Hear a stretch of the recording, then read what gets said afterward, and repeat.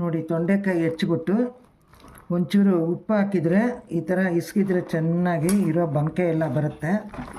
ಇದು ನೀಟಾಗಿ 2-3 ಸತಿ ತೊಳೆದುಬಿಟ್ಟು ನೀವು ಎಣ್ಣೆಯಲ್ಲಾದರೂ ಮಾಡ್ಬೋದು, ಇಲ್ಲ ಬೇಯಿಸ್ಬಿಟ್ಟಾದರೂ ಮಾಡ್ಬೋದು. ಈ ಮಕ್ಕಳು ತಿಂದರೂ ಬಾಣಂತಿಗಳು ತಿಂದರೂ ತೊಂದರೆ ಆಗಲ್ಲ. ನೋಡಿ, ತೊಂಡೆಕಾಯಿ ಆ ಥರ ಜಿಗುರು ತೋರಿಸಿದ್ನಲ್ವ, ಅದಾದಮೇಲೆ ಸ್ವಲ್ಪ ಬೇಯಿಸ್ತಾ ಇದ್ದೀನಿ. ಉಪ್ಪು ಹಾಕ್ಬಿಟ್ಟು ಒಂದೇ ಒಂದು ಕೂಗು ಬಂತು, ಆಫ್ ಮಾಡಿದೆ. ನೋಡಿ, ಎಣ್ಣೆ ಬಿಸಿ ಆಗಿದೆ. ಇವಾಗ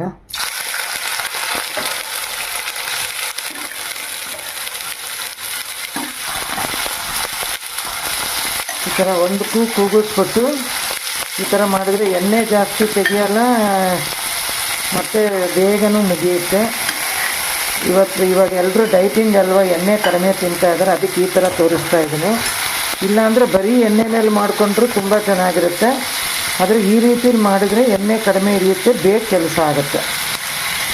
ಆಗಿದೆ 5 ನಿಮಿಷ. ಒಂಚೂರು ಜೀರಿಗೆ ಪುಡಿ,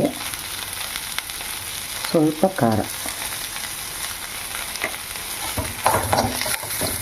ತುಂಬ ಚೆನ್ನಾಗಿರುತ್ತೆ. ಇಷ್ಟ ಆದರೆ ಒಗ್ಗರಣೆ ಹಾಕ್ಕೊಬೋದು, ಕೊಬ್ಬರಿ ಹಾಕ್ಕೊಬೋದು, ಇದರಲ್ಲೇ ಈರುಳ್ಳಿ ಹಾಕ್ಬಿಟ್ಟು ಫ್ರೈ ಮಾಡ್ಬೋದು.